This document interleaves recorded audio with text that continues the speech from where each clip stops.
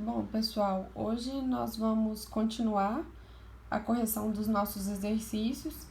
Esse é o exercício 4.2. Então, o que a gente estava falando de período perioperatório, né? Então, a primeira pergunta, defina perioperatório. O período perioperatório compreende as etapas que envolvem a cirurgia, desde o preparo até o pós, ou seja, desde quando o paciente fica sabendo que vai fazer essa cirurgia até ele ir embora, né? As etapas são classificadas da seguinte maneira: procedimento cirúrgico, pré-operatório, preparar o paciente, né? Avaliar e detectar fatores que afetam o risco de um procedimento cirúrgico, que incluem as condições psicossociais e físicas do paciente. Ou seja, tudo que faz antes da cirurgia, né? As etapas que envolvem antes da cirurgia. O intraoperatório, que é o período em que o paciente é submetido à cirurgia. Então, ele começa quando o paciente é admitido e encaminhado para a sala de preparo e termina quando ele é transportado para a sala de recuperação pós-anestésica, que é esse SRPA. O pós-operatório, ele tem início com a saída do paciente da sala de cirurgia, ou seja, quando termina a cirurgia, e mantém-se até a alta hospitalar, nova cirurgia ou reoperação. Ou seja, o pós-operatório é enquanto o paciente está lá ainda no hospital recuperando da cirurgia, ou caso ele tenha que fazer uma nova cirurgia ou reoperar para poder consertar alguma coisa, né? Para poder verificar se algo deu errado ou se não ficou do jeito que deveria. Quais são os fatores que interferem na cirurgia? Bom, aqui a gente está falando de fatores do paciente, ou seja, estado nutricional, se ele é obeso, se ele é desnutrido, uso de álcool e drogas, como eu falei com vocês, pacientes que abusam de álcool e drogas, eles têm uma resistência maior aos anestésicos, o estado respiratório, que é aquela questão que a gente falou da classificação de anestesia do ASA, né? Paciente que tem DPOC, paciente que tem fibrose pulmonar, essas questões. Estado cardiovascular também, paciente hipertenso, ou cardiopata, ou valvulopata, que tem algum problema das válvulas do coração, função hepática, função renal, função endocrinológica, ou seja, o paciente diabético que não está compensado, função imune, fatores sócio e psicossociais. Por que também envolve? Porque não adianta o paciente fazer uma cirurgia se não verificou o fator sócio-psicossocial dele para o pós-operatório. Ele tem dinheiro para fazer os cuidados que são necessários, ele tem recurso, né, para deixar que a cirurgia não dê errado depois. Então, isso tudo também a gente precisa verificar. A terceira pergunta: descreva as intervenções gerais da enfermagem no pré-operatório. Bom, pessoal, tem muita coisa que a enfermagem pode fazer. Como eu já falei com vocês, as respostas não precisam estar idênticas às minhas, tá? Eu vou mandar para vocês pelo e-mail, mas é interessante estar dentro disso aqui, que é o conteúdo da nossa matéria. Então, a enfermagem tem um papel muito importante na segurança do paciente no perioperatório. Por quê? Porque a gente tem que dar atenção e nunca deixar o paciente sozinho, né? Dar atenção, essas coisas faz com que os profissionais da área, né, os enfermeiros, exerçam um papel diferenciado na equipe multiprofissional de assistência ao paciente. Então, a enfermagem deve verificar na lista os pacientes submetidos a cirurgias ou os procedimentos, o tipo de anestesia, o preparo da rotina de cada instituição, explicar ao paciente e à família sobre a cirurgia, explicar sempre ao paciente o que está fazendo, né? Porque isso diminui a sensação de medo do paciente, orientar sobre os procedimentos, tudo que a gente está fazendo, onde que a gente está levando o paciente, isso tudo precisa ser dito a ele, né? Proporcionar um ambiente calmo, seguro, organizado, instruir sobre exercícios respiratórios, né? Os movimentos ativos no leito, a mudança de decúbito e a deambulação, estimular a deambulação, principalmente para a liberação de flatos que são muito comuns no pós-operatório, coletar os exames que forem conforme a rotina da instituição, prevenir a aspiração de resíduo alimentar, verificar as condições do paciente, pressão arterial, sempre ficar de olho no monitor também na sala de operação ou na sala de preparo. Por quê? Porque isso vai dizer sobre a condição geral do paciente. Quarta pergunta. Resuma as complicações intraoperatórias. Aqui eu vou só descrever, mas naquele quadro que eu passei para vocês tem uma por uma. Mas o que são as complicações intraoperatórias? É o que pode acontecer durante o processo de cirurgia. Então, né, são elas náusea e vômito, principalmente por causa do processo cirúrgico de anestesia, anafilaxia, que pode ser uma reação alérgica, hipóxia, pode dar queda de língua, por causa da anestesia o paciente vai ficar sem conseguir respirar, hipotermia, muito comum nas cirurgias que tem raquianestesia, hipertermia maligna, que é principalmente por causa da questão, pessoal, dos anestésicos, e coagulação intravascular disseminada, que é quando forma um trombo no paciente e ele pode ter um tromboembolismo pulmonar, né, que quando vai para o pulmão, ele pode ter uma trombose, enfim. Descreva os cuidados imediatos no período pós-operatório. Bom, o período pós-operatório se dá na transferência do paciente da sala de cirurgia para a sala de recuperação pós-anestésica. É uma responsabilidade do anestesista, porém o circulante de sala para o bem do paciente pode e deve acompanhar a transferência, né? Sempre para aumentar a segurança do paciente. A sala de recuperação pós-anestésica, ela possui uma enfermeira responsável pelos pacientes e verifica as informações do prontuário, revê as informações essenciais com o anestesista, né? Vê se não vai acontecer nenhuma complicação pós-operatória. Então, a sala de recuperação pós-anestésica, pessoal, é muito importante para que nenhuma complicação aconteça. Ou se caso aconteça, tá tudo anotado, tem condição de reverter o quadro do paciente. Outra coisa também, tem que atentar à saturação de oxigênio no sangue, frequência do pulso, a pressão, se tem cianose, se os sinais vitais foram aferidos. Isso tudo, né? Quando o paciente chega na sala de recuperação pós-anestésica, ele é monitorizado. O que é isso? Coloca, né, de acordo com a rotina da instituição, o aparelho de pressão, o oxímetro e anota na ficha do paciente. Cada cirurgia, né, requer um cuidado diferente. Então, pode acontecer de uma cirurgia para outra o médico pedir algum cuidado específico.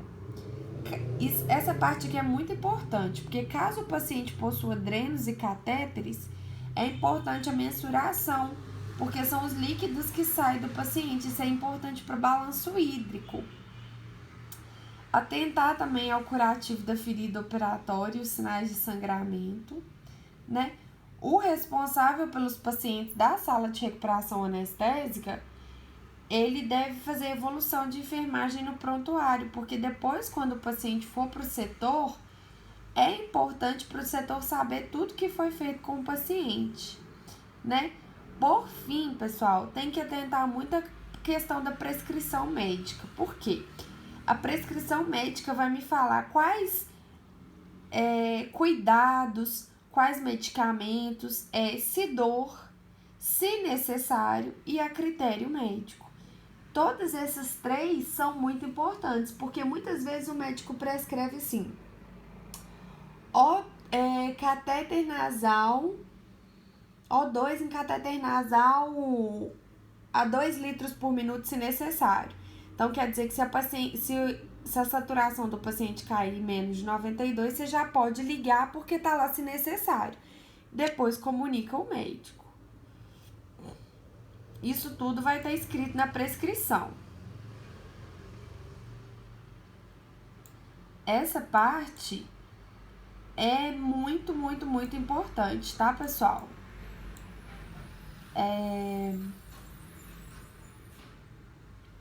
Outra coisa aqui, outra pergunta. Defina deiscência. O que é deiscência? É quando abre, né? É quando a ferida não cicatriza ou abre. Então, é uma complicação cirúrgica mais grave com um índice, de mortalidade, existe essa mortalidade, pode dar muita infecção e, normalmente, dependendo do jeito, o paciente precisa voltar para a sala de operação. Ou, dependendo, consegue tratar mesmo ambulatorialmente, acompanhando a evolução da cicatrização ou no próprio setor. Quais são as complicações do período pós-operatório? Então, do pós-operatório.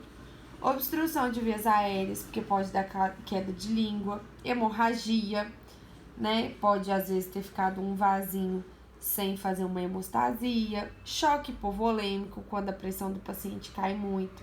E esse choque hipovolêmico, pessoal, pode ser por hemorragia, arritmia cardíaca por causa das drogas anestésicas, tromboflebite, que é quando dá um trombo na veia e pode causar embolia pulmonar, pneumonia, atelectasia, hipotensão, hipertensão, hipoxemia, dor, sonolência, soluço, náusea e vômito.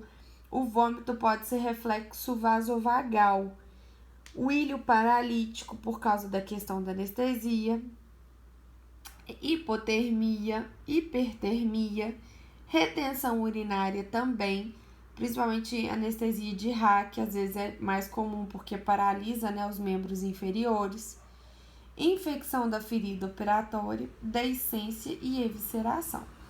A evisceração é quando, né, a gente tem quando as vísceras mesmo, elas comunicam com o meio externo. Quais são os cuidados de enfermagem com o dreno? Aqui ficou maior a resposta, mas é por causa que os drenos, aqui eu tô falando de dreno, eu tô falando de todos esses dispositivos dos pacientes, sondas e catéteres. Então, alguns cuidados são comuns, tipo manter a permeabilidade visando garantir uma drenagem eficiente, realizar o adequado posicionamento, não tracionar, fazer o curativo conforme a necessidade do dreno, né? Alguns não tem que trocar diariamente, outros tem que trocar já. Avaliar a drenagem, anotar no prontuário do paciente, porque isso é balanço hídrico, né? Então, o registro de enfermagem é muito importante para o paciente, viu, pessoal? Outra pergunta aqui, ó. Descreva os tipos de dreno e os tipos de cirurgia que podem ser utilizados. Aqui a gente vai classificar de 3 formas. Sistema fechado, aberto e dreno de tórax.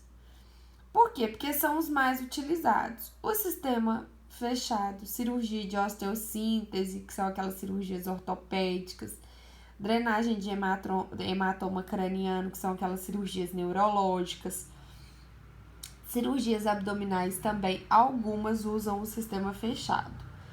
Já o sistema aberto é aquela do dreno de Penrose, que tem muita cirurgia abdominal, às vezes uma hérnia, essas cirurgias assim, os cirurgiões gostam de colocar um dreninho de Penrose. E o dreno de tórax, que é mais específico, por quê? Porque o dreno de tórax é aquele selo d'água, então ele precisa desse dreno, dessa especificação para manter a pressão negativa do pulmão, para fazer com que o pulmão se expanda. Então, a maioria das cirurgias torácicas, o paciente sai com dreno de tórax, que tem naquela explicação da aula como tratar, né, como cuidar dos drenos de tórax, que é aquele selo d'água. Descreva os principais cuidados para inserção de um catéter vesical no que se refere à técnica asséptica. Então, as técnicas para inserção de um catéter de alívio ou de demora são realizadas pelo enfermeiro, com técnica asséptica rigorosa, né? Ambos os procedimentos são semelhantes, embora as etapas de insuflar o balonete na sonda de demora não apliquem na sonda de alívio. Ou seja, na sonda de alívio eu não tenho balonete, só na de demora. Nós temos que lembrar que o balonete é para a sonda não sair do paciente. Então, se eu quero que a sonda de demora não saia do paciente, é ela que tem o balonete. A técnica, né, de asepsia vai depender do paciente, do sexo do paciente, se é homem, se é mulher, mas é sempre da área menos contaminada para a área mais contaminada. Então, é sempre na mulher, da vagina para o ânus, e no homem, da glande do pênis para a raiz do pênis, né? No sentido prepúcio, raiz do pênis do paciente. Aqui a gente tem algumas afirmações, pessoal, que devem ser analisadas para a gente responder verdadeiro ou falso. Então, vamos lá. Quando uma paciente informa que sente dor na parte inferior da perna direita, o técnico de enfermagem deve investigar a presença de tromboflebite por meio de medida e documentação diária de circunferência da panturrilha. Falso, né? Não é assim que a gente vê. A gente olha a inserção do catéter para tromboflebite, né, o local que a medicação foi feita. A justificativa para a realização de exercícios para as pernas após uma cirurgia é promover a função respiratória. Não é função respiratória, pessoal, é função circulatória, para evitar que dê trombose. Dores devido a gases, né, que são os flatos, são um desconforto comum no pós-operatório que devem ser aliviadas por encorajamento de deambulação frequente do paciente, verdadeiro, né? O paciente que deambula mais precocemente, ele consegue dissipar mais esses gases, não dando esse desconforto todo abdominal. Os cuidados pré-operatórios imediatos ocorrem nas 24 horas que antecedem a cirurgia e terminam com a transferência do paciente para o centro cirúrgico, verdadeiro. Transoperatório é o período em que o paciente é submetido à cirurgia, inicia-se na sala de operação, onde o paciente é admitido, e encaminhado à sala de recuperação pós-anestésica, verdadeiro. Exerese significa dividir, separar ou cortar os tecidos através de bisturi elétrico, tesoura, laser ou serra ou laser. É falso. Isso não é exerese, tá? Exerese é a cirurgia em si. Hipertermia maligna é um distúrbio muscular herdado raro que é quimicamente induzido pelos agentes anestésicos, verdadeiro. A gente viu que algumas drogas têm a capacidade realmente de elevar a temperatura do paciente, assim como outras conseguem diminuir a temperatura do paciente.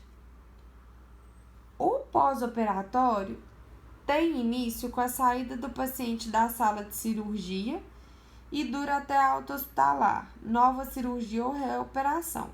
Verdadeiro.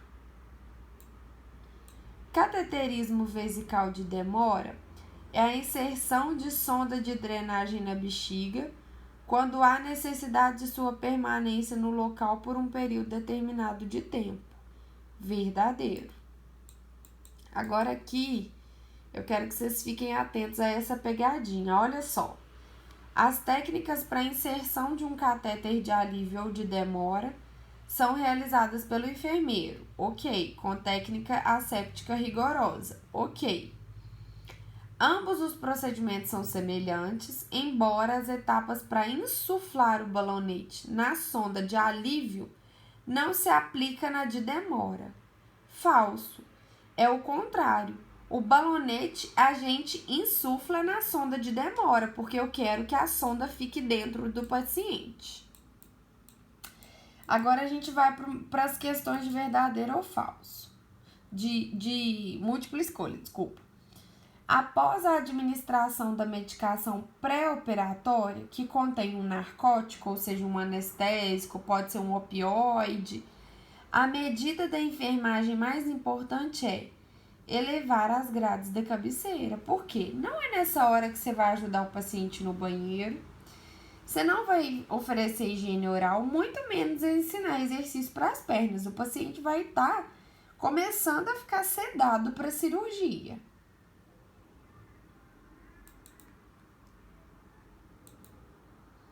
A2. Quando você avalia um paciente no período pós-operatório, qual dos seguintes achados mais indica a presença de choque?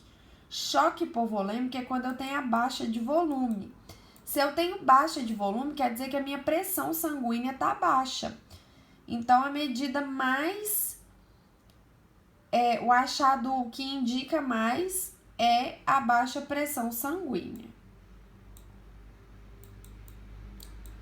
Embora pacientes cirúrgicos possam estar tomando qualquer quantidade de medicamento antes da cirurgia, qual das categorias de drogas a seguir apresenta maior probabilidade de aumentar o risco cirúrgico? O anticoagulante. Por quê? O paciente que toma anticoagulante, se corta, né? Se faz uma abertura nele, ele vai sangrar. Então, tem, né, avaliar mesmo o tempo que o paciente vai parar de tomar um anticoagulante antes da cirurgia. A4 agora. Paciente obeso corre risco para qual complicação pós-operatória? Com certeza, cicatrização da ferida prejudicada. Por quê? Porque o estado nutricional dele está em desacordo. Estado nutricional não quer dizer só quando o paciente está desnutrido, não. Quando ele está obeso também. A5. Ao avaliar um paciente na unidade de cuidados pós-anestesia, você observa aumento da drenagem na ferida, inquietação, diminuição da pressão arterial e aumento na frequência do pulso. A causa mais provável para tais achados é a hemorragia, porque se eu tô com diminuição de pressão arterial, eu tô com baixo volume, quer dizer que o sangue está saindo por algum local. 4. Com relação ao procedimento de sondagem nasogástrica, é correto afirmar: dentre os testes para confirmação da posição gástrica, temos a aspiração do suco gástrico com auxílio de seringa.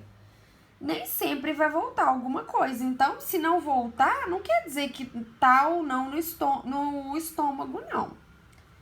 Na realização de uma sondagem nasogástrica em um paciente adulto, a sonda deve ser medida do lobo da orelha até o osso malar e desde até o estômago, verdadeiro, né?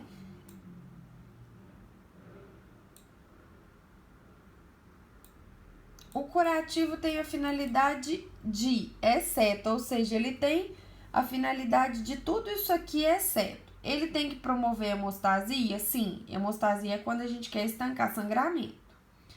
Proteger a ferida da contaminação? Com certeza. Gavagem? Não, gavagem está relacionada à sonda, pessoal, à alimentação. Então tá errado. Imobilizar ou conter a ferida também é uma finalidade do curativo. Bom, hoje a gente tirou, um pouquinho das dúvidas dos exercícios. Essa videoaula vai estar disponível. Qualquer dúvida eu estou à disposição. Boa noite.